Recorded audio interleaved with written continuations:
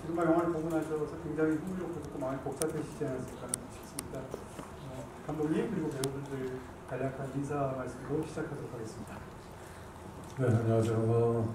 명절 연휴 첫날 이렇게 또 많이 찾아주셔서 너무 감사드립니다. 거미를 연출한 영화감독 김지우입니다. 반갑습니다. 신광호입니다. 네, 안녕하세요. 안녕하세요. 이민정 역의 임수정입니다. 반갑습니다. 네, 반갑습니다. 편집입니다. 미도 전여빈입니다. 반갑습니다. 한예림 정수영입니다. 반갑습니다.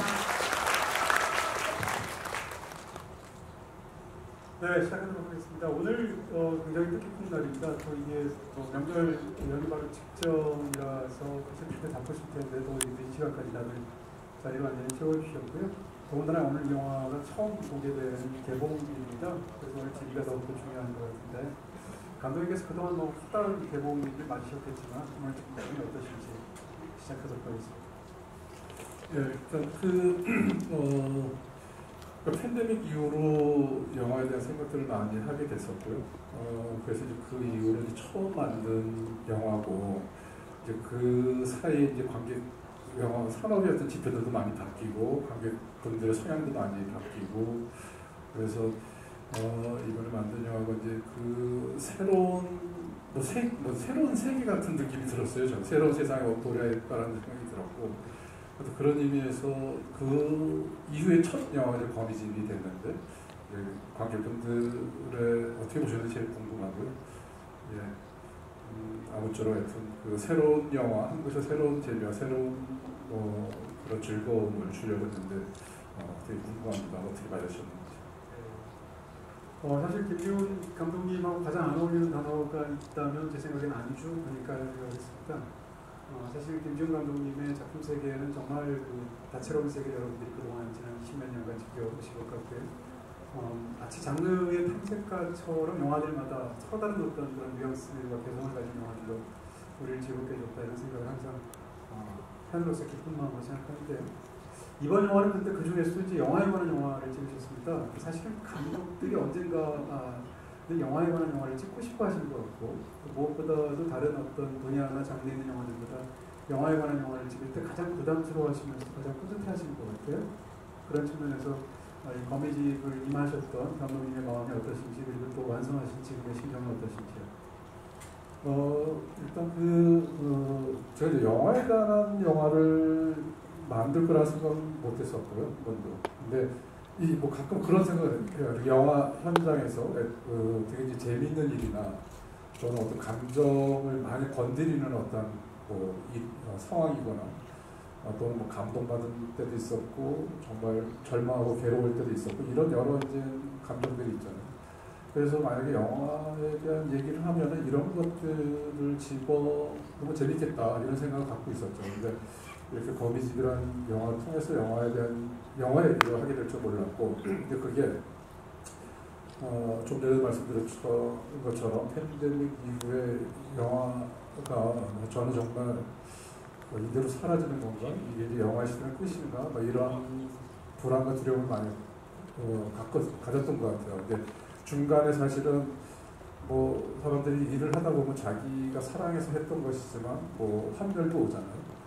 그런 것도 겪다가 이 거미집을 하면서 내가 처음에 영화를 사랑했었을 때 했던 감정들 또 그때 했었던 질문들 이런 것들이 다시 저한테 새롭게 왔던 그런 계기가 됐던 영화였던 것 같아요. 그래서 내가 중간에 어떤 환멸도 있었고 지치기도 하고 또 의심도 많이 가했지만 정말 영화를 사랑하는 사람이었고 굉장히 한때 그리고 그런 그 사랑의 마음, 영화에 대한 사랑에 대한 마음을 이 거미집에 담을 수 있어서 너무 좋았고 그리고 무엇보다도 이 배우들의 미친 듯한 앙상블 연기를 영화 안에서 보여줄 수 있어서 너무 좋았습니다. 네.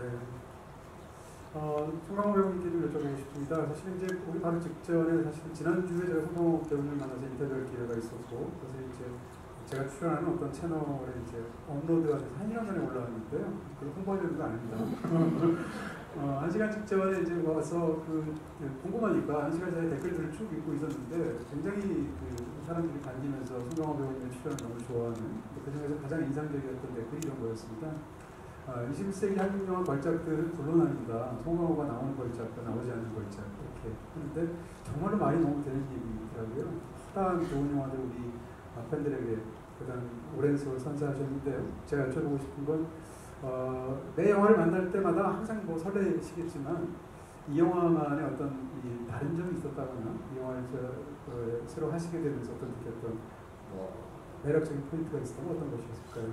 예, 저도 이제 개인적으로 올해 한 27년째 영화를 하게 되더라고요. 홍상수 감독님의 돼지가 우물에 빠진 날로 이제 다녀오고 출연한 게 첫 데뷔작인데 그게 이제 95년도 찍고 96년도 초에 개봉하고 곧바로 하반기 때 이제 이찬동 감독님의 초록물고기를 촬영했으니까 한 27년이요. 27년 동안 뭐 훌륭한 감독님 운이 좋아가지고 훌륭한 감독님들과 훌륭한 동료 배우들과 같이 이렇게 작품을 쭉 해오다 보니까 좀 이렇게 늘 뭐 어떤 배우든 다 마찬가지겠지만 뭔가 관객들에게 팬들에게 좀 더 영화적인 어떤 뭐라고 해야 되나요? 뭐 새롭다, 뭐 신선하다 이런 걸 뛰어넘은 영화적인 모습의 어떤 작품과 어떤 배우로서의 어떤 노력하는 어떤 모습들을 보여주고 싶은 게 이제 늘 쭉 견지가 되어 왔던 것 같습니다. 그러던 차에 이 거미집이라는 뭐 김지훈 감독님과 여기 훌륭한 배우들하고 같이 그 의도 있지만 좀 관객들에게 좀 정말 그 영화관에서 여러분들 지금 오늘 보셨어야겠지만 뭐 영화가 좋다 나쁘다 이런 걸 떠나가지고 뭔가 영화인으로서 늘 좀 살아있는 작품, 살아있는 어떤 모습들을 이렇게 보여줄 수 있다라는 것이 이번에 거미집에서의 어떤 의미랄까 좀 의미가 좀 남다른 것 같아요. 네. 사실은 이전에 이제 영화 총으로의 임수정 팬클럽이 있다 이런 소문이 있었습니다. 감독들로 이루어져 있고 주요 멤버는 이제 김지훈, 박찬욱, 허진호 이런 사람들이 있다 뭐 이런 등의 이야기들이 저희들이 최동원 감독께서 증언해 주시네요. 임수정 배우님을 생각하면 떠오르는 굉장히 많은 영화들이 있는데 그 중에 한 편이 바로 김지훈 감독님과 만나서 했었던 장화홍련입니다. 그때 그 영화가 나온 게 2003년도이고 2003년도는 사실은 한국 영화가 지난 한 20-30년간 가장 빛났던 그런 해가 아닌가 싶습니다. 정말 훌륭한 영화들도 많은데 그중에 장화홍련도 있었고요. 임수정 배우님의 그 필모에서 굉장히 중요한 작품일 텐데 20년 만에 이렇게 다시 한번 김지훈 감독님과 이렇게 중요한 영화에서 만나셨어요. 어떤 느낌이셨습니까? 다 같이 지금 현재 상황에서.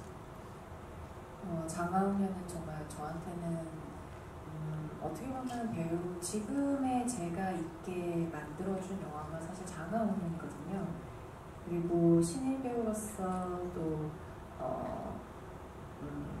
어떤 치열한 오디션의 어떤 과정들을 통해서 간절함으로 큰 영화에 참여하게 되면서 너무나도 행복하고 또 저한테는 뭐 이루 다 말할 수 없을 정도로 특별한 영화인데요. 그로부터 감독님과의 또 다른 어떤 작업들을 늘 고대해 왔는데 너무나도 이건 정말 뭔가 사람의 어떤 이렇게까지 타이밍이 맞을 수 있을까 할 정도로 올해 이렇게 장화홍련이라는 영화를 개봉을 하고 20년이 되는 해에 또 너무 운이 좋게도 감독님과 또 이 멋진 배우분들과 함께 거미집이라는 영화를 통해서 또 관객분들한테 이렇게 선보이게 되면서 또 거미집 안에서 제가 한 연기, 제가 맡은 캐릭터가 베테랑 배우란 말이에요. 그러니까 이미 20년 동안 내가 배우로서 그래도 열심히 해왔구나라는 게 마치 이렇게 보답을 받는 것 같은 캐스팅 제안을 받았던 기억이 나고요. 그래서 그 어느 때보다도 사실 영광이었어요. 그래서 이번 작업이 저에게는 또 다른 하나의 또 새로운 챕터의 시작 같은 느낌이고요. 또 항상 감사하게 생각하는 점은 김주현 감독님과의 작업을 통해서 저는 배우로서 새로운 얼굴을 매번 또 새로운 얼굴을 찾아지는 어떤 특별한 기회를 만나게 되는 것 같아요. 그래서 이민자를 연기를 하면서 지금까지는 임수정 배우를 생각하면 떠오르지 않았던 연기 어떤 톤이라든지 또 이미지 아니면 뭐 근육들, 얼굴 근육들, 또 목소리 이런 모든 것들을 보여드릴 수 있어서 저한테는 진짜 새로운 또 다른 의미의 새로운 시작인 것 같습니다. 네, 이번 정수정 배우님께 질문 드리도록 하겠습니다. 사실 이 영화는 오늘 참석하지 못하신 장영남 배우님이나 또는 이제 박동수 배우님 포함해서 정말 기라성 같은 너무 뛰어난 연기로 우리를 즐겁게 해주신 배우들이 정말 많은데 상대적으로 이제 뭐라고 할까요? 영화에서 연기를 하신 이력은 굉장히 적은 편이시잖아요. 그럼에도 불구하고 이제 영화를 보고 놀랐던 굉장히 많은 포인트 중에 하나가 정수정 배우님의 연기가 이물감이 전혀 없어서 사실 굉장히 놀랐고요. 연기를 하시면서 어떻게 보면 주눅이 드실 수도 있는 상황일 텐데 이런 함께했던 배우들과 했던 경험이 어떠셨는지 한번 여쭤봅니다. 저는 그냥 캐스팅이 이제 됐을 때부터 그리고 리딩 단계부터 그냥 긴장의 연속이었던 것 같아요. 이제 제가 말씀 주셨다시피 영화 경력이 별로 없다 보니까 사실 영화 현장이 어떻게 다른지도 사실 잘 모르고 뭔가 미숙한 부분들이 많았기 때문에 잘 채워서 가야겠다는 생각을 많이 하고 연습도 많이 하고 준비 많이 하면서 이제 현장에 갔는데 제가 걱정했던 것과는 달리 선배님들이 정말 편안하게 대해주시고 감독님부터 너무 이제 뭔가 딱 리더의 역할을 해주시면서 현장을 부드럽게 뭔가 이끌어 가주셨어요. 그래서 긴장을 좀 덜 하게끔 하고 뭔가 주눅이 들 수 없는 현장? 그러니까 너무 화기애애해서 그래서 그런 사랑과 이런 마음이 다 느껴졌어서 저는 그냥 뭔가 신나게 항상 촬영에 임했던 것 같아요. 뭔가 즐겁게만 하고. 네. 네. 네. 이번에는 전혀 배우님. 네. 전효인 배우님께 제가 질문을 드리도록 하겠습니다. 네. 사실 이제 이 영화에서 많은 분들이 벌써 개봉한 지 오늘 하루밖에 안 된 전효인 배우님을 이야기하시는 분들도 굉장히 많으시고, 제가 또 이제 며칠 전에 송강호 배우님 인터뷰 때 들은 굉장한 칭찬의 말 중에 하나가 이제 럭비공 같은 매력이 있다는 영화 속에서요. 그런 칭찬을 하셨는데, 실제로 영화를 보면 뭐라고 할까요? 이제 각 배우들의 에너지가 너무 중요한 그런 앙상블 연기 플러스 또 각 배우들의 개성이 도드라지는 연기가 중요했을 텐데 그 중에 이제 미도 역할을 맡으셨잖아요. 근데 미도라는 이름하면 사실 한국 영화사에서 올드보이에서 강혜정 씨가 맡은 배역 이름이 미도거든요. 그래서 미도라는 이름만 맡으면 다 명연기를 하는구나 이런 생각을 제가 하고 있습니다. 네. 근데 그 미도 역을 맡으셔서 특히 극 중에서 보면 에너지가 굉장히 충만해 보이시는데 팽팽하게 공기가 들어간 럭비공처럼 실제로 저 영화를 찍을 때 컨디션이 좋으셨죠? 여러 가지 의미에서 식사도 잘 하시고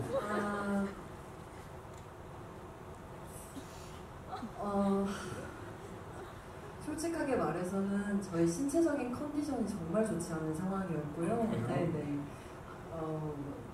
일단 너의 시간 속으로라는 시리즈를 병행하고 있던 때라 제 마음과 의지와는 다르게 제 신체가 받쳐주지 못해서 사실 신체적으로 굉장히 괴로워하는 상황이었어요. 그래서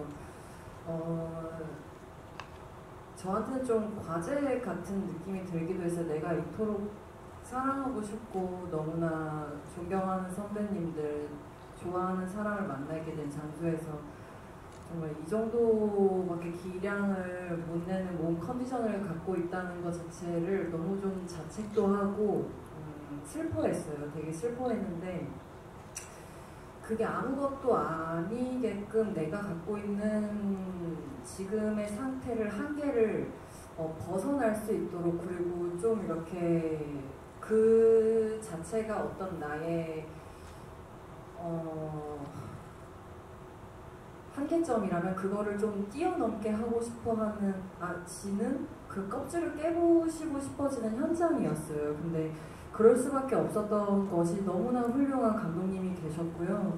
너무 제가 사랑하고 존경에 맞이하는 우리 송강호 선배님과 수정 언니, 그리고 정세 오빠, 여기 또 우리 크리스탈 수정이, 그리고 영남 언니, 그리고 정수 선생님, 그분들의 눈과 이 현장의 에너지를 보면 그냥 제가 완전히 고갈되어 있다고 생각하던 그 모든 힘이 끌어올려지는 현장이었어요.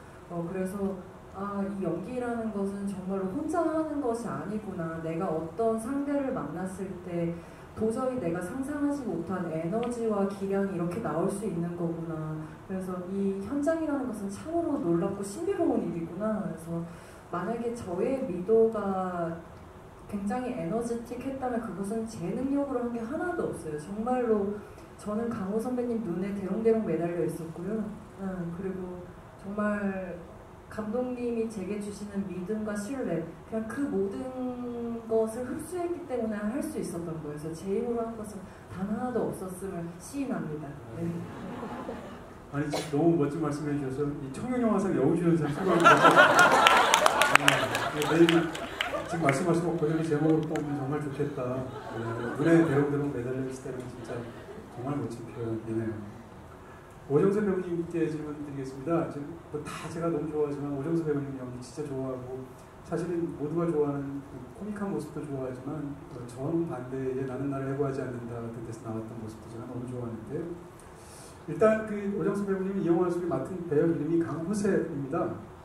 근데 여기 나머지 사람들이 등장하는 그 극중 인물들의 다른 이름에 비해서 호세라는 이름은 유달리 튀어 보이고요.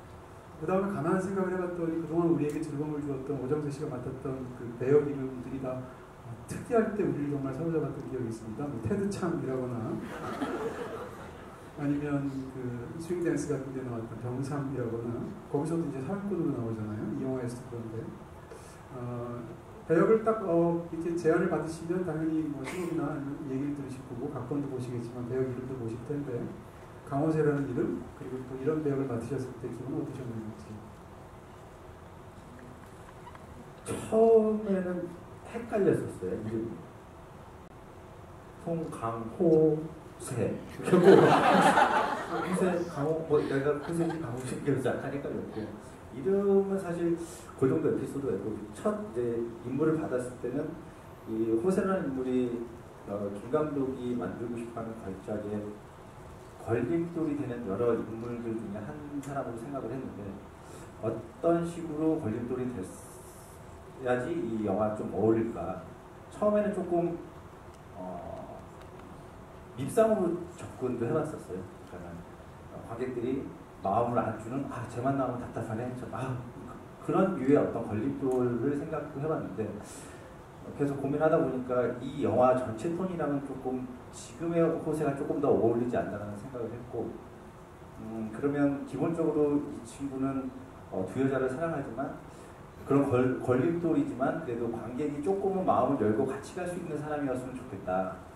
그 중간에 조금 크지 않지만 좀 영화적으로 귀여운 어떤 혼남도 있었으면 좋겠고, 나름대로의 큰 참여나 깨우침은 아니지만 그런 것도 조금 있었으면 좋겠고 해서, 이제 짧지만 저렇게 감독님한테 두 수정이 액션씬 할 때 싸우는 액션씬에서 죽어있는 호세가 머리를 맞잖아요.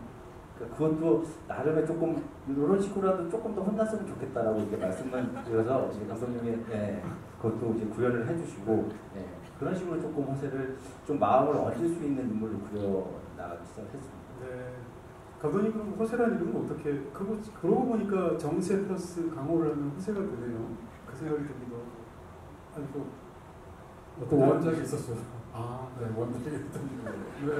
그래서 얼핏 또 호색 같기도 하고요. 그런 걸? 또 정세 씨가 네. 또 캐스팅에서 되게 이건 오정세 씨가 하라고 한 이름인 것 같다는 생각이 많이 들었어요. 네, 감독님께 질문 드리겠습니다. 사실 이제 이 영화는 한 영화 안에 너무 많은 그 다양한 요소들이 구조적으로나 들어있어서 굉장히 흥미롭게 보게 되는 지점이 있는데요. 일단 영화 자체를 일단 흑백과 컬러로 나누셨고 영화 속 영화와 영화 바깥 영화가 있지 않습니까? 그러면 이제 두 영화의 각각 부분을 어떻게 해야겠다라는 어떤 연출적인 부분에서 핵심이 있었을 텐데 극중국은 어떻게 만들고 싶으셨고 바깥의 이야기는 어떻게 하고 싶으셨습니까? 그러니까 일단 그 영화 속 영화는 60, 70년대 장르 영화들 이런 것들을 레퍼런스로 많이 생각했었어요. 히치콕 사이코도 있고 그러니까 여성 서사가 있다는 측면에서 디아볼릭도 있고 그리고 그러니까 그 영화는 이제 여성의 어떤 그 욕망과 범죄를 되게 아주 묘사한 작품으로 아주 그 디나미적인 걸작으로 장르가 걸작을 한 건데 그래서 이제 그런 레퍼런스로 가져가면서 그 흑백의 질감을 막 그 최대한 끌어올리려고 했었고 그래서 이 영화가 처음에는 이제 그 영화 속에서 김열 감독이 처음에 찍었던 것들이 이제 자기의 어떤 치적 멜로처럼 아주 전형적인 클리셰한 인물들이 그런 여성상이 나오고 있었는지 그런 자기류의 영화들을 계속 반복하는 거에 대한 어떤 그 비평도 많이 들었고 자기도 그러면서 탈피하고 싶었고 이러면서 이제 여성의 욕망을 적극적으로 다른 그 영화로 바꿔야 되겠다 생각하면서 이제 흑백의 질감을 더 강조하는 어떤 그런 영화들 그런 레퍼런스를 이제 삼았었고 그리고 이제 그 화면비도 1.66대 1로 해서 이제 우리나라 이런 한국 그 상업 영화 중에 이제 이런 화면비가 있는지 잘 모르겠는데 그것도 이제 고전 클래식에 대한 어떤 오마주 같은 그런 그리고 또 그런 무드를 이제 만들기 위해서 이제 그렇게 갔었고 그래서 현실의 영화를 보다 보면은 어느 순간 국중국 영화로 이렇게 계속 이렇게 궁금해지게 만드는 어떤 그런 전략이 되게 필요했었고 또 그렇게 갔었고요. 그리고 현실에서 이렇게 우당탕탕 정말 어떤 일대 대소동이 일어나고 정말 답이 없는 사람들의 모임 어떤 그런 어떤 집합체 같은 현실은 그렇지만 그런 현실에서 이렇게 농밀하고 밀도 높은 어떤 영화를 만들어간다는 어떤 그 영화의 안과 박, 속과 박 이런 얘기를 좀 하고 싶었어요. 그래서 예를 들면 플랑스강스 같은 경우도 이 사람들이 이렇게 우당탕탕하면서 영화를 소동을 벌이면서 영화를 만들지만은 이 한 장면을 찍기 위해서 이러한 어떠한 어떤 혼신의 어떠한 것들을 보여줘야 된다. 그래서 정말 그 메가톤급 에너지와 영혼을 쏟아내야지 겨우 정말 깃털만큼의 어떤 그런 완성도와 또 감동을 줄 수 있는 것 이런 것들을 좀 얘기하고 싶었던 부분들이 있었어요. 그 연장선상에서 여쭤보고 싶습니다. 만약에 이 영화를 굳이 이제 장르로 표현한다면 뭐 블랙 코미디로 이야기할 수 있을 것 같은데 그러면 그거 영화를 보면서 굉장히 놀란 것 중에 하나는 이 영화 속의 감정 속에 이렇게 기본적으로 뭐 슬랩스틱도 있고 우리를 굉장히 재밌게 만들어주는 김지훈 감독님 특히 유머가 있는데 그 못지않게 이 영화에는 굉장히 어떤 면에서 히스테리컬하게 실험적인 부분도 있고요. 어떤 장면은 또 영화의 그 극중국의 마지막 장면처럼 굉장히 막 공포 영화의 괴기스러운 그런 장면이 등장하기도 하고 어떤 장면은 굉장히 염세적으로 느끼는 그런 장면들도 있습니다. 그래서 이 영화에 담겨져 있는 특히 이제 김열이라는 인물을 중심으로 보게 되면 그 감정이 여일하지 않고 한 가지로 느껴지지가 않는데 이렇게 이 영화에 어떻게 보면 그냥 한바탕의 소극처럼 보이는 사실은 어떻게 생각하면 트리포의 촬영장을 무대로 해서 만든 아메리카의 밤처럼 그렇게 떠들썩하게 다들 영화를 엉망진창으로 찍는 것 같았지만 결국 다들 행복한 결말을 끝났다. 이게 일반적으로 영화에 관한 영화인데 이 영화는 전혀 그렇게 결말 지어지지 않습니다. 그런 부분에서 이 영화에 담겨있는 어떤 기본적인 감정에 대한 감독님의 생각을 좀 여쭤보고 싶습니다. 그러니까 사실은 김 감독의 마지막 표정이 이제 같이 많이 언급되는데 저는 이제 관객들이나 이제 그 영화를 본 사람들한테는 걸작 탄생을 예감하게 했고 근데 당사자인 김 감독 자체는 그 결과물의 어떤 성취보다도 이것을 만들기 위해서 그 지나갔던 시간들이 주마등처럼 슬라이드처럼 스쳐가지 않았을까. 거기에 그 감정이 더 그 당시 많이 느껴지지 않았을까 이런 생각이 들었고, 또 한편으로는 가끔 이제 그 장면을 얘기할 때 좀 언급했던 부분들인데, 예술가, 그러니까 아놀드 하우저의 이제 문학과 예술의 사회사 같은 경우 보면 제가 이제 조금 젊었을 때 읽었었던 책인데, 그게 그 예술가와 참드롬의 공통점을 얘기하는 거였어요. 예술가는 그 참두처럼 자기가 가지고 있는 테크닉을 총동원해서 고객을 황화를 한 상태의 그런 경지에 빠뜨리고, 그 자신은 가장 멀리 냉담하게 떨어져 있는 존재가 아닌가 이런 얘기를 하는데, 저는 그때 그 기전을 읽었을 때 되게 동감했었고, 그게 예술가의 초상 같은 생각이 들었었고, 그게 김열 감독이 그 당시에 느꼈던 어떠한 그 감정들 아닌가 이런 생각들을 하게 됐던 것 같아요. 또 영화를 보신 많은 분들이 궁금해하실 것이기도 하고, 저도 궁금한 얘기를 지금 너무 감독님께서 말씀해 주셨는데요. 좀 사실 뒤에 여쭤보려고 했는데 너무 중요한 질문이라서 나와서 역시 연달아서 그럼 이번에는 송강호 배우님께 여쭤보게 됩니다. 이런 지비가 참 좋은 게, 영화를 다 보셨기 때문에 우리가 정말 마지막 장면까지 다 얘기할 수 있다는 것이 있고요. 살인의 추억이라는 2003년도에 나왔던 또 다른 훌륭한 영화에서의 마지막 장면이 사실은 우리가 화면에 응시하는 송강호 배우님의 얼굴로 우리는 사실 그 영화에 대한 인상을 기억하게 되는 건데요. 마찬가지로 이 영화도 끝나는 장면에서의 굉장히 묘한 극중의 김열의 표정으로 끝나게 됩니다.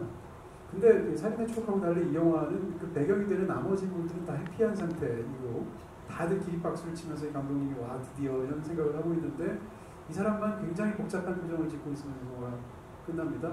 그래서 결국은 저 표정을 생각하게 되는 것이 이 영화 전체를 생각하는 그런 관객의 마음이 되게 되는데, 더군다나 배우 연기하시는 분은 어떠셨을까라는 생각이 들어서, 감독님의 그런 깊은 뜻을 이렇게 좀 일찍 알아들으면 하우저 얘기 안 하셨어요? 네.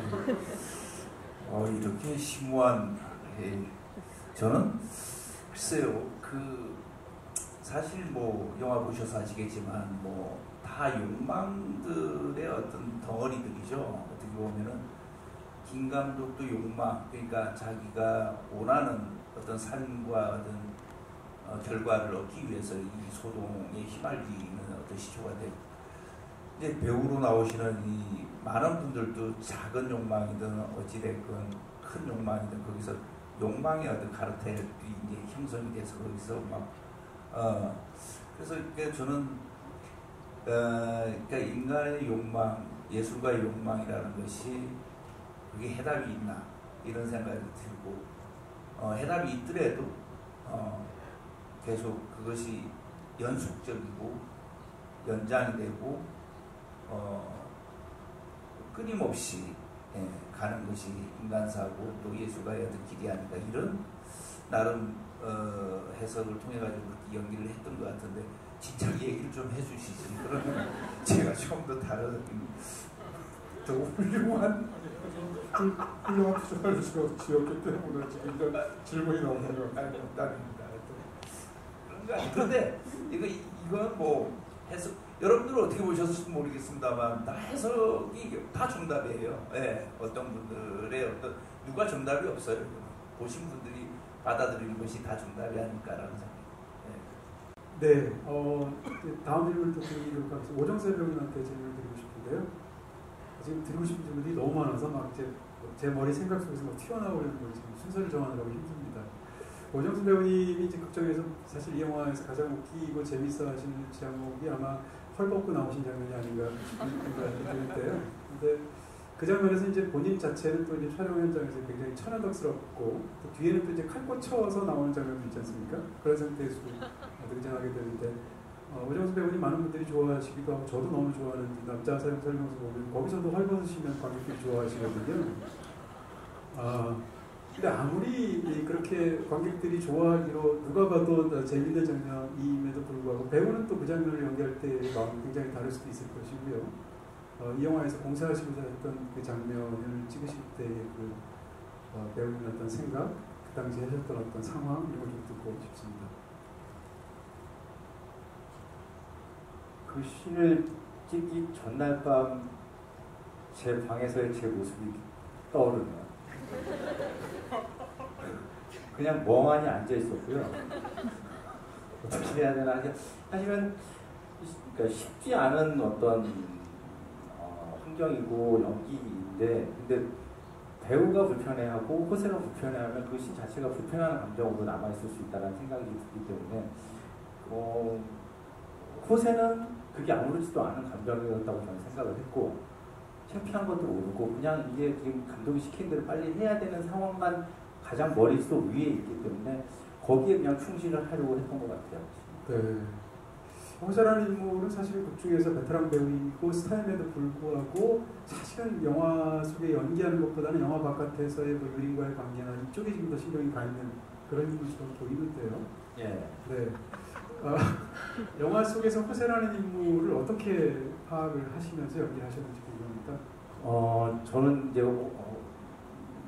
두 여자를 사랑하는 한 남자가 기본 이제 시작인데, 제가 라이어라는 공연을 예전에 했었었는데요. 그 라이어라는 공연이 지금 그 당시에 비슷하게 한 사람이 바람을 피면서 두 여자를 사랑하면서 계속 거짓말에 쌓여가지고 벌어지는 어떤 소동극으로 이루어지는 연극인데, 그게 재밌다 보니까 그런 에피소드들이 재밌는 게 쌓여가지고 재밌는 연극 소동극으로 되어 있을 때, 제가 이제 공연 들어갔을 때 그 연출하신 초연 연출님이 오셔서 지금 연극도 너무 좋지만 본인이 처음에 원작을 읽었을 때는 다른 지점으로 시작했던 연극이었다. 그러니까 그냥 거짓말을 하면서 벌어지는 어떤 소동극이 아니라 진심으로 두 여자를 사랑하는 한 남자의 고뇌로부터 시작되는 어떤 이야기 전개였거든요. 그래서 저희는 그 라이어라는 좀 재미있는 연극을 연습할 때 이제 감정적으로 하지마! 떠나지마! 정말 막 감정적으로 막 울면서 연습을 하고 그 위에 어떤 코미디를 쌓는 연습을 했던 경험이 있어서 저한테는 조금 호세를 그런 결로 좀 접근을 했던 것 같아요. 그러니까 보는 사람들은 어떤 두 가지의 잘못된 사랑이라고 착각하는 어떤 감정이지만, 이 호세는 진심으로 외도 사랑하고, 근데 진심으로 외도 사랑하는 한 인물로 좀 단추를 끼우면 어떨까라는 생각으로 접근했던 것 같습니다. 네, 다만 진심이 두 개일 뿐인 사람인 거죠. 네. 네. 이번에 전현민 배우님께도 여쭤보고 싶습니다. 저는 사실 이제 그 배우들의 이제 저 연기를 모르는 그런 문외한 입장에서 볼 때 굉장히 인상적으로 보는 연기 중에 하나가 노래 못하는 연기 이런 거 볼 때 굉장히 잘 보거든요. 왜냐하면 대부분 사람들이 노래를 잘할 텐데 그 중에서 노래 못하는 거를 연기하는 장면 이런 건데, 전현민 배우님 보면 이 영화에서 연기 못하는 연기를 하고 계시지 않습니까? 연기 못함을 연기하고 계신데요. 그런 장면을 연기할 때는 어떤 건지 저는 굉장히 궁금해지네요. 참 제가 운이 좋게도 강호 선배님께서 친히 이제 저에게 어떤 아주 귀한 재료를 평생 내어주셨어요. 약간 이런 거 어떻냐고. 근데 그게 너무나 좋은 재료여서 그걸 좀 흡수시켜서 사용을 했고요. 사실 강호 선배님의 지대한 영향이 있으셨고, 그리고 구체적으로 어떤 건지 조금 더 얘기해 줄 수는 없나요? 선배님께서 여빈아 혹시 이런 건 어때 하면서 이렇게 좀 시연을 해주셨어요. 그래서 선배님 그거 좋은 것 같아요. 그래서 저 좋습니다. 그래서 이걸 그냥 흡수해서 좀 따라하려고 했고, 근데 이제 어쨌든 그런 장면이 또 너무 가도 안 되고 또 너무 안 가도 되는, 어떤 때는 이제 저도 한 인간으로서 멋있어 보이고 싶은 사람이자 멋있어 보이고 싶은 배우이니까요. 그래서 좀 그거를 좀 깨는 용기도 좀 필요했고요. 그리고 또 어느 순간은 또 그게 되게 희극적인 장면이니까 제가 훨씬 더 막 앞서 나가고 싶은 마음이 들 때도 있거든요. 이제 또 그럴 때는 또 이제 지훈 감독님께서 여기 이 정도까지가 딱 좋을 것 같은데 약간 그렇게 톤을 또 잡아주시고, 또 강원 선배님께서 여기나 더 해도 돼요 끌어주시고, 네, 그런 상황에서 이제 씬을 만들어낼 수 있었습니다. 네. 임수정 배우님께 질문 드립니다. 임수정 배우님의 연기를 너무 좋아하는 사람 입장에서 사실은 이 배우의 다양한 얼굴들을 나는 상당 부분 알고 있다라고 생각을 했었는데 이 영화를 보면서 사실은 어떤 장면은 저 사람이 정말 임수정인가? 라고 생각될 정도로 달라 보입니다. 물론 이제 극 중에서 극중국의 형태를 많이 나오시고 또 이제 메이크업도 다르고 이런 측면도 있겠습니다만 기본적으로 우리가 한 번도 보지 못했던 임수정의 목소리 그 점이 더 놀라운데요. 그 다음에 또 얼굴 이런 것들을 보여주셔서 굉장히 신선한 느낌이 있었습니다. 물론 이제 70년대 인물이라서 그렇겠지만 이 인물을 연기할 때 생각하셨던 건 어떤 겁니까? 그 이제 김야 감독이 바뀌기 전에 시나리오에 이제 이미 촬영이 된 부분에서는 사실 이민자가 그 당시에 그 당시에 어떤 여성상을 그대로 이제 보여주고 있죠. 그러니까 현모양처적인 어떤 그 자신의 환경에 처해진 상황에 좀 더 순종적인 그런 이제 캐릭터로 보여지다가 바뀌고 난 다음부터는 진짜 순수하게 자신의 욕망을 거침없이 드러내는 캐릭터로 이제 변화가 되는데요. 그러면서 어쩌면 저도 정말 한 번도 해보지 않았던 어떤 그 텐션의 어떤 높이와 높낮이를 또 그 강도 이런 것들을 저도 연기적으로 확장을 해볼 수 있는 이런 캐릭터를 만났다는 것 자체가 정말 운이 좋다는 생각이 들고요. 배우로서는 사실 안 해봤던 톤이기 때문에 현장에서는 또 그 고도의 어떤 높은 텐션으로 연기를 해야 되는데 매 테이크마다 좀 체력적으로 힘이 들긴 했는데 네, 그리고 그 목도 금방 약간 이제 쉬어지고 그래서 원하던 연기 톤이 막 계속해서 나오지 않고 체력이 고갈됨을 느끼면서 정신이 혼미해져서 약간 마음이 좀 아쉬웠던 적도 있었는데 그래도 너무 다행스러웠던 거는요. 이제 함께 같이 그 대부분의 씬을 저는 이제 그 극중의 배우들하고 함께 촬영을 했는데 그래서 조금 서로의 연기를 보면서 좀 어떻게 빌드업을 시킬 수 있었던 것 같아요. 그래서 영향을 많이 주고 받으면서 만들어갔던 거라서 저한테도 좀 너무 새로운 경험이었고 뭐 솔직히 말씀드리면 제 안의 모든 욕망 덩어리들을 다 잘 이렇게 한번 잘 됐다 이런 캐릭터 만난 김에 열심히 담아봐야 되겠다 이렇게 생각해서 정말 즐겁게 했습니다. 이번에 정수정 배우님께 질문 드리겠습니다. 이 영화에서 이제 정수정 배우님과 관련돼서 좀 놀라운 것 중에 하나가 저는 이제 표면적으로 알고 있는 스타로스의 화려한 모습만 기억하고 있다가 영화 속에 등장하는 모습이 굉장히 고전적이라는 데서 이제 무척이나 놀랐습니다. 왜냐하면 아마도 추측컨대 정수정 배우의 큰 이모 정도의 그런 시대가 아닐까 싶을 정도의 그 당시에 당연히 태어나시지도 않으셨을 것 같고요.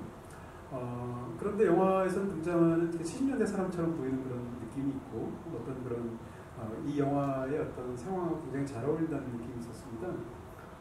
그런 것을 체화하기 위해서 본인이 어떻게 시도하셨다거나 생각하신 부분이 있다면 어떤 걸까요? 아니 원래 그렇게 고전적인 품격을 타고났다 이렇게 얘기하는 겁니까?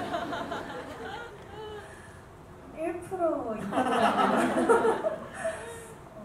네, 근데 이제 저는 평소에도 이제 제가 살아보지 못했던 그 시대에 뭔가 궁금증이 항상 있거든요. 그때 음악도 좋아하고 영화도 좋아하고 뭐 패션은 물론이고 그래서 항상 좋아했는데 이제 이 70년대의 배경의 영화를 하게 되어서 이제 또다시 서치가 시작이 된 거죠. 뭐 그때 영상, 뭐 영화 클립 같은 것들도 많이 보고 뭐 이 룩을 위해서는 뭐 이제 잡지 같은 것도 많이 찾아보면서 뭔가 최대한 일단은 뭔가 외적으로 이게 받아들여지게끔 하려고 노력했던 것 같아요.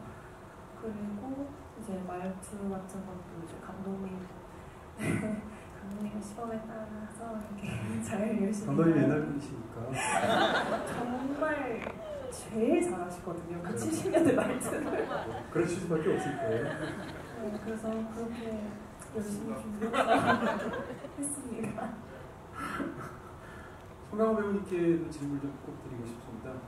사실 이제 이 영화를 보면서 이제 그 굉장히 재밌고 좀 놀랍기도 한 측면이 이게 시공간이 시기적으로도 한 이틀간에 걸쳐서 제한이 되어 있고 공간적으로도 세트 안에 사실상 모든 게 다 있어서 영화가 굉장히 어떻게 보면 약간 관객 입장에서는 정적이고 폐소공포증 같은 게 느껴질 수도 있을 것 같은데 전혀 그렇지 않고 인물의 어떤 뭐 동선이나 행동이나 뭐 감정이나 이런 것들이 굉장히 활발하게 터뜨리는 그런 영화라서 더 흥미로운 것은 이제 극중에 등장하는 모든 배우들이 다들 어떤 장면에서 다들 악을 쓰고 있고 발산하고 있고 소리를 지르고 있고 대부분 다 원심력으로 연기하는 것 같은 느낌이 있습니다. 그런데 흥미롭게도 이 김열이라는 인물은 극중에서 다른 사람들의 감정적인 것과 정반대로 있는 상태가 굉장히 많은 것처럼 느껴집니다.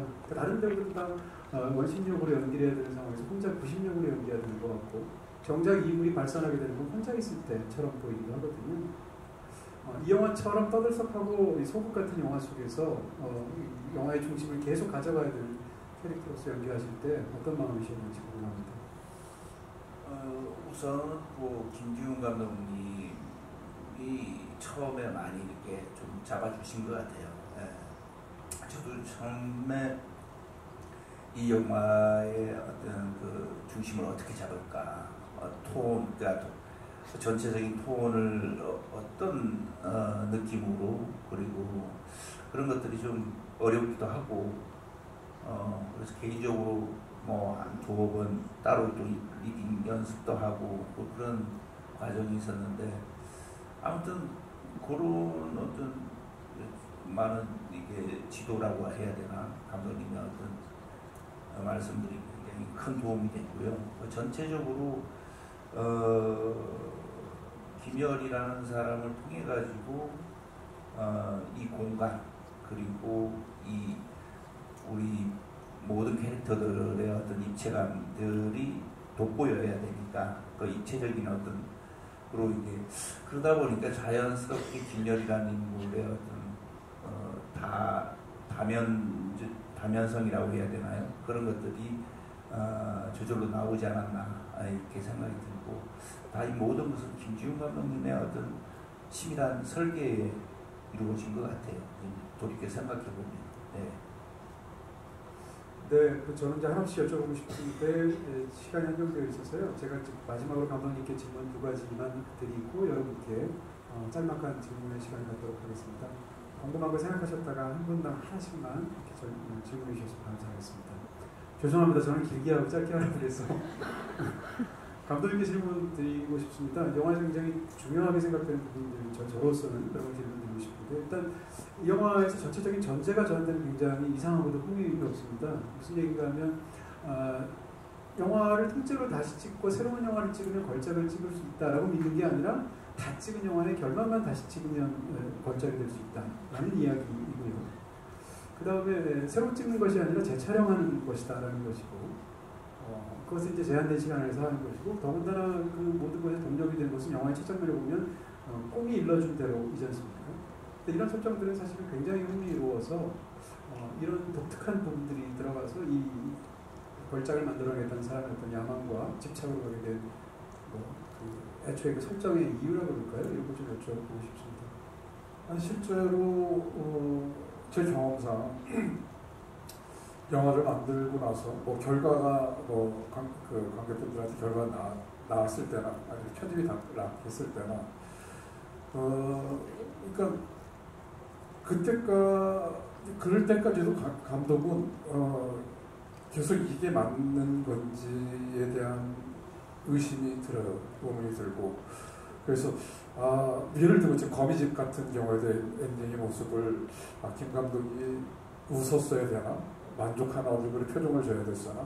뭐 이런 거에 끊임없이 지금까지도 계속 왔다 갔다 하고요. 그러니까 하여튼 그런 면에서 그 감독이라는 사람은 영화를 저는 모르겠어요. 다른 감독들은 어떤 확신에서 영화를 만들지 모르겠고 또 그런 확신에서 만드는 감독들도 있겠죠. 근데 저는 끝까지 그냥 영화가 너무 저한테는 그냥 생물 같고 그냥 뭔가 이렇게 예민한 촉수를 가진 어떤 생물체 같아가지고 조금만 그 큰 그림을 가지고 와서 영화를 만들긴 하지만은 그날의 컨디션, 그날의 공기, 뭐 이런 습도, 온도, 뭐 이런 것들 해서 저는 크게 좌우되는 스타일이고 또 그래서 그런 것 때문에 현장에서 되게 예민하게 되게 좀 보는 편이에요. 그래서 새로운 것도 이게 얘가 도대체 뭐 어디로 가려고 그러는 것인지를 계속 끊임없이 주시하고 있기 때문에 그래서 엔딩에 대한 그 강박들이 제일 좀 큰 편이에요. 그래서 저는 엔딩이 그러니까 김열 감독의 마지막 표정에 의해서도 관객들이랑 단원들이 이렇게 크게 다른데 그래서 이 엔딩만 바꾸면 걸작이 될 거라는 확신이 쓸 수 있는 것은 감독의 입장인 것 같아요. 네. 뭐 시인이 어떤 기절에 그 단어를 한번 바꿔보거나 뭐 순서 바꿔보거나 훨씬 더 좋았을 텐데 라는 걸 한 것처럼 뭐 그런 시인들 마음이 있을 거라 생각이 드는데 그래서 김열 감독한테는 그게 충분한 어떤 이유가 되는 거고 또 이제 사실은 엔딩만 바꾸면 걸작이 될 거라고 얘기하지만 엔딩을 바꾸려면은 앞에 이제 그 맥락이 중요해야 되니까 조금씩 앞을 그 앞부분을 막 바꿔야 되거든요. 시작 때부터 여기서부터 바꿔야 돼. 뭐 이런 얘기를 하면서 시작을 하는데 그 정도로 감독 현장에서도 영화를 이렇게 영화라는 것을 이렇게 대할 때 그렇게 안절부절 할 수밖에 없는 존재가 될 수밖에 없고 왜냐하면 이게 내가 지금 선택한 것이 맞는 건지 관객들이 좋아할지 이분들의 어떤 노고와 헌신들이 배반하지 않을지 계속 노심초사하게 되거든요. 무슨 그런 면에서 김열 감독은 특히 저 같은 감독 모든 감독들의 어떤 마음을 이렇게 보여준 것이 아닌가 저는 생각이 들었습니다. 이 영화 이제 마지막 그 종반부의 한 10수분은 정말 장대하다는 느낌이 들지 않습니다. 그리고 이제 그 전까지 영화의 인상을 완전히 바꾸는 그런 느낌이 있는데 영화의 마지막에 이제 10년 전의 어떤 일들을 이제 김열이 회상을 합니다. 10년 전의 일들에서의 그때도 화제가 나고 있었고 지금 촬영 현장에서도 화제가 나고 있는 공통점이 있고 그때도 공고에서 뭔가를 꺼내려고 했고 영화 속에서도 이제 공고를 뭔가 꺼내려고 하죠. 그렇게 본다면 굉장히 묘한 공통점이 있는데 10년 전에 김열이 책상 서랍에서 꺼냈던 다시 말하면 이제 원고 각본을 훔친 거고요. 그 다음에 금고에서는 백 회장이 돌을 꺼내서 훔쳤습니다. 근데 마찬가지로 영화 속 영화인 현재에서는 극중에 이제 그 유림이라는 인물이 금고에서 꺼낸 게 결과적으로 얘기하면 거미이지 않습니까? 그러니까 결국은 거미에 사로잡히고 마지막에 거미의 처참한 죽음을 겪은 것은 결국 영화적인 그 비유로 본다면 당연히 훔친 각본 아니면 훔친 돈이 되는 건데요. 그런 측면에서 이 영화의 마지막에 거미집에 매달린 모습이 너무나 인상적이고 괴기스럽게 느껴집니다. 여쭤보고 싶은 것은 거기서 이제 제목이 거미집이 아니라면 거미가 나올 거라는 건 상상도 할 수가 없고 어떻게 생각하면 영화 바깥에 텍스트 바깥에서 뭔가가 들어와서 모두를 응징하는 것 같은 느낌이거든요. 왜 거미인지 더군다나 무슨 제목을까지 서로 잡으셨고 영화의 가장 압도적인 장면을 잡으셨습니다. 그런 질문을 드립니다. 네, 그 거미집이 원작의 거미집 제목이 원작이었고 제가 이제 각색을 하면서 원작자한테 왜 거미집이냐였냐라고 물어보진 않았어요. 제가 안 바꾸실 것 자체가 그렇죠. 중요한 선택. 그래서 이걸 어쨌든 내가 해석을 해야 되고 어떤 재해석도 해야 되고 어떤 재정리를 해야 되는데 그래서 왜 거미집일까를 곰곰이 생각했었고 이게 어떤 욕망에 관한 얘기일 수 있겠구나 이 거미집이라는 어떤 자체가 여러 가지 몇 가지 일이 있어요. 또 거미라는 것은 또 이 영화에서 영화 뒷부분에 나오는 어떤 그 스릴러 호러 같은 느낌이 있어서 거미들은 사람이 부지한 곳에 이렇게 이제 많이 치고 있고 사람이 사라졌거나 없거나 있지 않은 어떤 그런 어떤 공포 영화나 스릴러 같은 그 크리세 같은 느낌도 들고 그리고 거미라는 그 거미집을 지어놓고 뭔가를 걸려들게 하는 그런 어떤 욕망을 가져다주는 것, 집을 멋지게 지어놓고 거기에 뭔가라도 걸리기만 하라 하는 어떤 안간힘 그런 어떤 바람은 감독의 존재 같다는 생각도 들어요. 영화를 만들면서 이렇게 뭐 그냥 우스꽝스럽게 만든 거지만 거기에는 엄청난 어떤 플랜과 어떤 뭐 이렇게 그 영화적인 어떤 이런 것들을 짜놨는데 그런 거에 걸려드는 어떤 기다리는 존재가 또 감독의 존재가 아닌가 생각이 들고 결국 이제 그 금고 안에 있는 것은 그리고 거기로 사실은 욕망의 집합체고 덩어리고 하나의 어떤 그 핵심인 거죠. 그래서 거기에 결국 그 욕망에 걸려들고 욕망에 꼼짝달싹 못하게 된 것이 사람들의 어떤 그 운명 아닐까? 여기 나오는 사람들은 또 인간들의 어떤 모습 아닐까? 뭐 이런 생각을 하게 됐던 거죠. 네, 감사합니다. 자, 지금부터 여러분께 마이크가 준비가 되어 있고요. 손을 드시면 제가 지적하도록 하겠습니다. 네, 이쪽 끝에 있는 분은 마이크가 어디 있죠 지금? 네, 그 저기 있는 분부터 할까요? 네. 손 계속 들고 계시겠어요? 지금 내리신 분. 네. 네네. 그 더 바깥쪽에 계신 분 먼저 할까요? 네, 제가 봤습니다. 영화관에 오길 잘했다는 생각이 들었고요. 그 궁금한 게 진짜 범인을 쓰셨잖아요, 영화에서. 그 이유가 이런 배우의 진짜 모습을 보여주는 게 중요하다라는 내용이 되게 인상적이었거든요. 그래서 여기 계신 분들 배우신데 그 진짜 모습을 항상 보여주기 위해서 어떤 노력들을 하는지 송가호 배우 여쭤보고 싶습니다. 잘 안 되지만 노력은 하고 있습니다. 글쎄 그 장면이 70년대 초 저도 들은 얘기인데 그때는 뭐 CG나 뭐 이런 게 전혀 안 될 때고 그래서 정말 그 순수한 그 어떤 열정적인 감독님의 예술 고온을 불태우시고 또 정말 생생한 장면을 얻기 위해서 그런 방법도 쓰신 분도 계셨다라는 얘기가 유명하죠. 그리고 뭐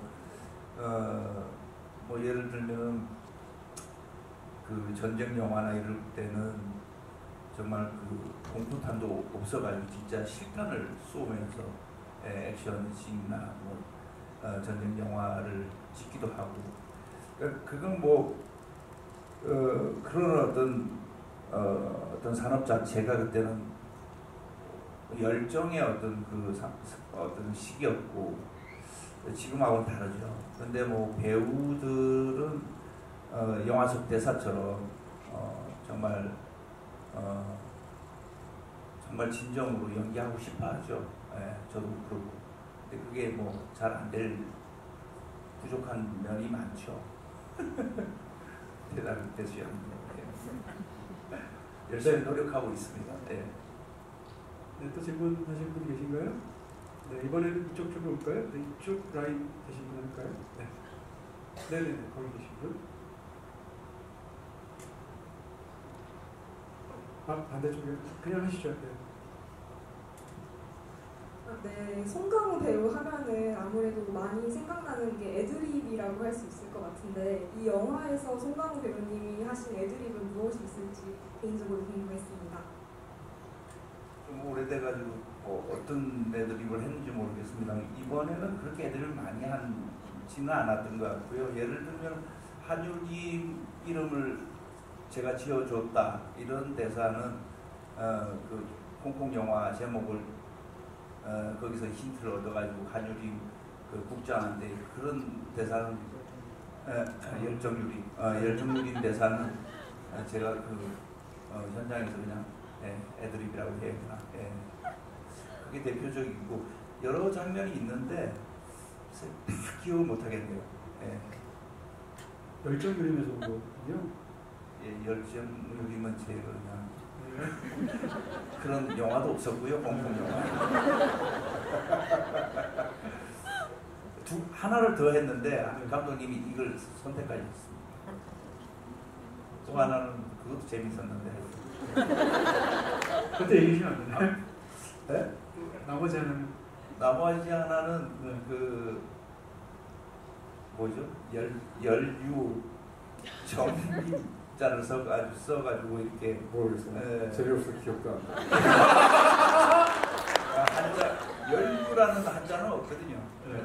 근데 국장을 이제 설득하기 위해서 그렇게 했던 기억이 납니다. 근데 열정유림이라는 영화 너무 보고 싶네요. 그런 영화는 없습니다. 그러니까요. 또 질문하실 분 계신가요? 이번에는 이쪽 줄에 맨 뒤에 계신 분입니다. 네, 그분 하실까요?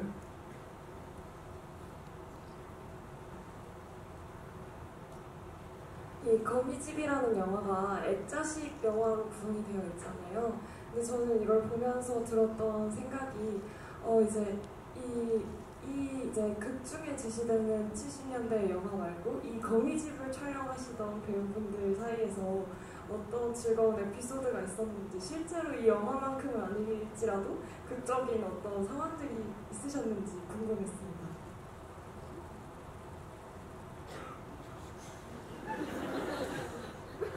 다들 한 번만 보고 계시는데 지금. 극을 찍을 때 재밌었던 에피소드를 봤어요. 개인적으로는 저도 이 영화에서 애드립이 거의 많이 없었는데 기억에 남는 게 그 화재 신이 일어나고 다 튀어나오는 리허설을 해갖고 저는 유리미를 데리고 나와야 되는데 정말로 처음에 리허설을 하는데 유리미가 어디인지 못 찾겠는 거예요. 어떡하지 하다가 그게 이제 생각나서 다른 스텝을 데리고 나오는 동선 이제 감독님께 말씀드렸더니 그걸로 가자 해서 이렇게 만들어졌던, 현장에서 만들어졌던 기억이 있네요. 괴물의 한 장면 같네요. 자기 딸을 데리고 오려고 또 다른 딸을 데리고 뛰는 장면이 괴물에 등장하는데.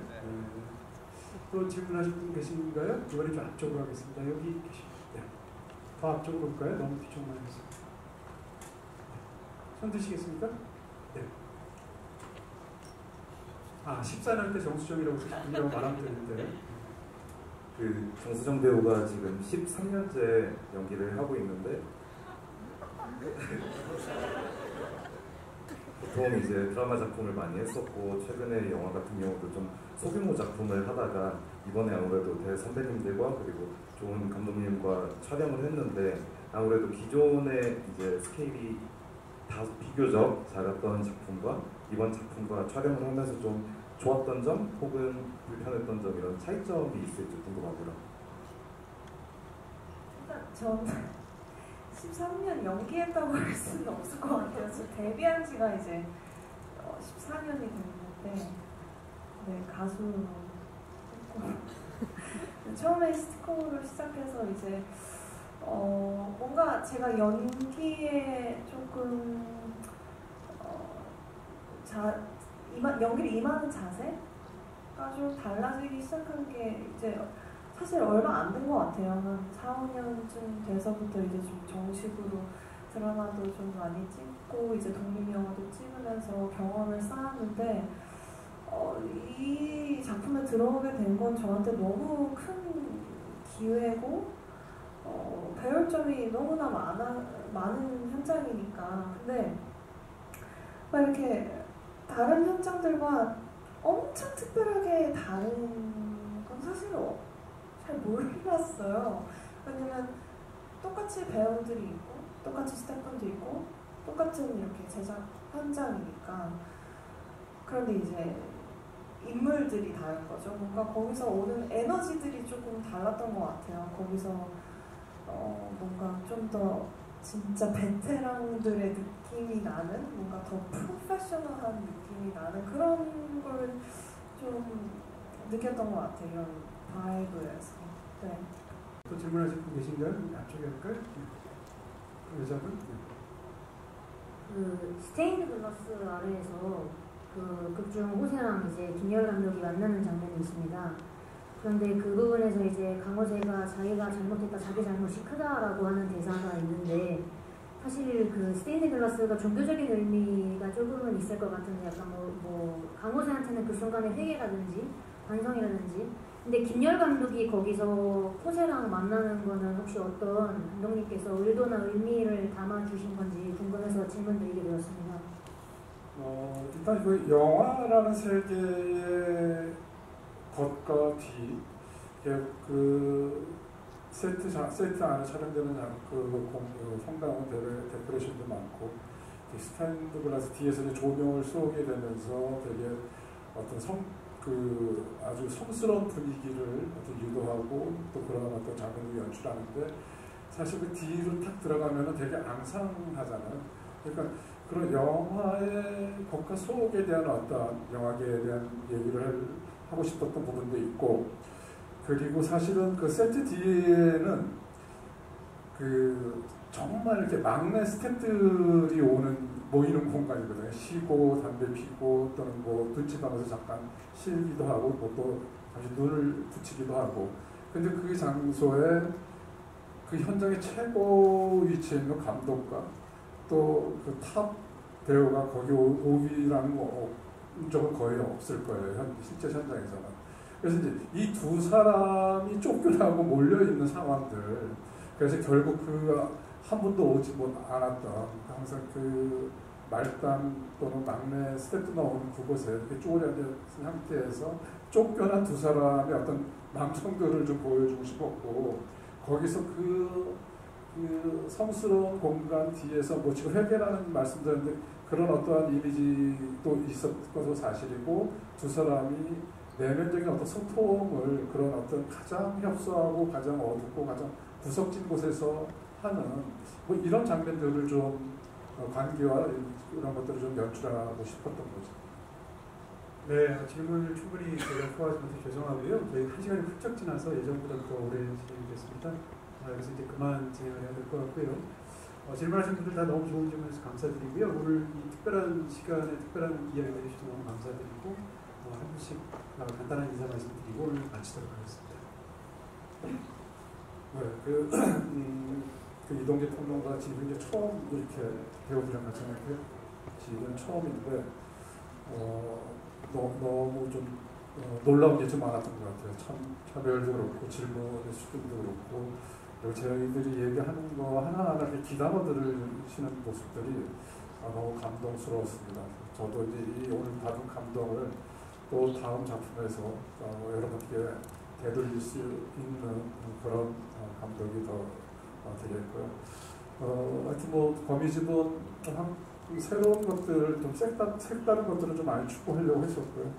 그런 것들을 혹시 좋으셨다면 많은 더 지적을 부탁드리겠습니다. 오늘 이렇게 끝까지 저희들 얘기 경청해 주셔서 대단히 감사합니다.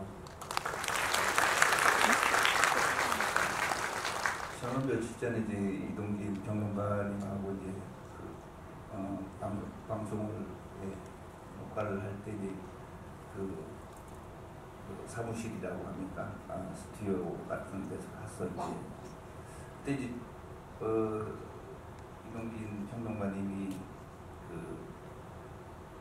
포스터에 사인을 받으실 때 다른 거는 이제 뭐 그냥 사인만 하면 되는데 여기는 이름을 적어주세요라는 말씀을 하셨어요. 근데 뭐라고 하고 싶은 말이 있었는데 그게 그때는 생각이 안 났어요.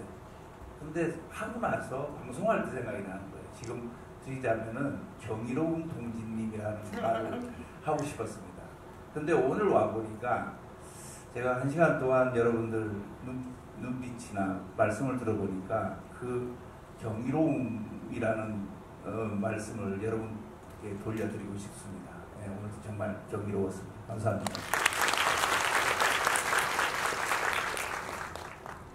이 영화는 사실 모든 예술가들이 특히 영화란 무엇인가, 영화는 어떻게 만들어지는 것인가, 좋은 영화는 무엇인가 이런 얘기를 하는 영화라고 생각하는데요. 또 이런 영화를 직접 영화관에 오셔서 스크린에서 영화를 체험하는 지금 이 순간, 근데 또 그 여러분들과 함께 거기 있는 영화에 대한 대화를 나눌 수 있는 것 또한 영화를 즐기는 모든 것에 포함되어 있는 것 같아요. 그래서 정말 오랜만에 이런 대화를 나누면서 참 많이 그리웠구나 이런 생각도 들었고, 또 한 번 관객분들의 대화를 통해서 배우는 점도 또 배우로서 더 있었고요. 앞으로도 더 좋은 이런 순간들을 만나면 좋겠다 하고 혼자 잠시 상념에 빠졌습니다. 오늘 너무 즐겁게 영화 관람해 주셔서 감사드리고 역시 한국 관객분들이 최고입니다. 감사합니다.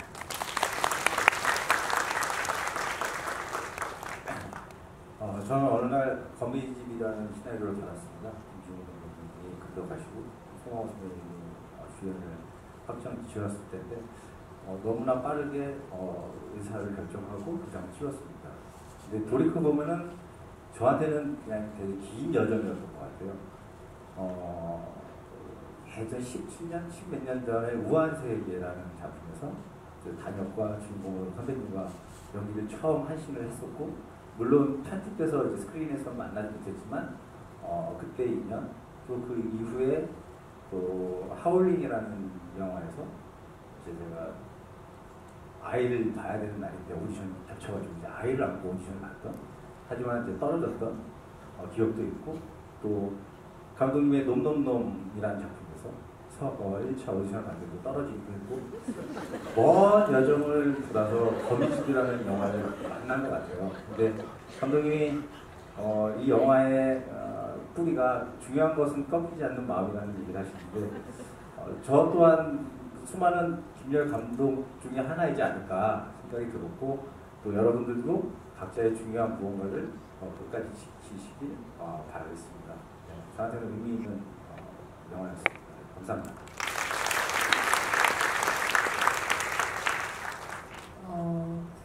제가 이제 이 거미집을 촬영하고 있을 당시에는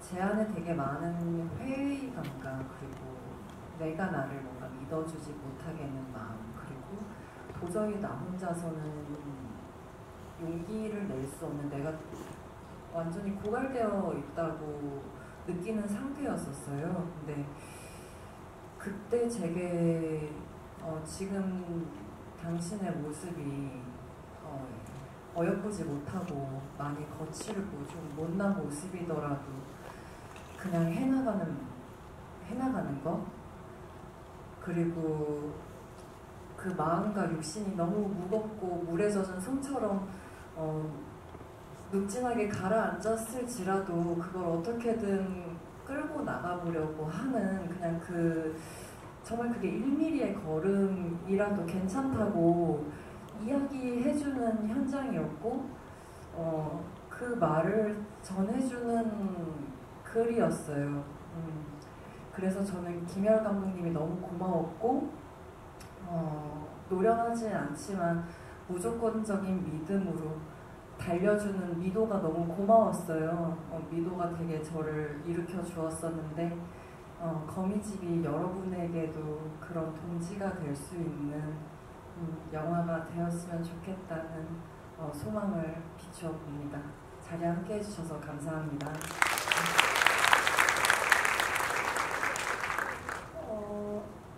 저도 이제 캐스팅 이 작품을 함께 하는 순간부터 지금까지도 좀 다 너무 새롭고 뭔가 처음인 순간들의 연속인데, 현장의 기억을 떠올리면 행복하고 설렜던 기억뿐이에요. 그리고 지금 또한 마찬가지고, 그리고 영화를 사랑하시는 분들과 함께 이렇게 있을 수 있어서 뭔가 설레는 저의 이제 뭔가 여정에 함께 할 수 있어서 정말 좋았던 순간이었습니다. 오늘 와주셔서 감사합니다. 마치겠습니다. 감사합니다.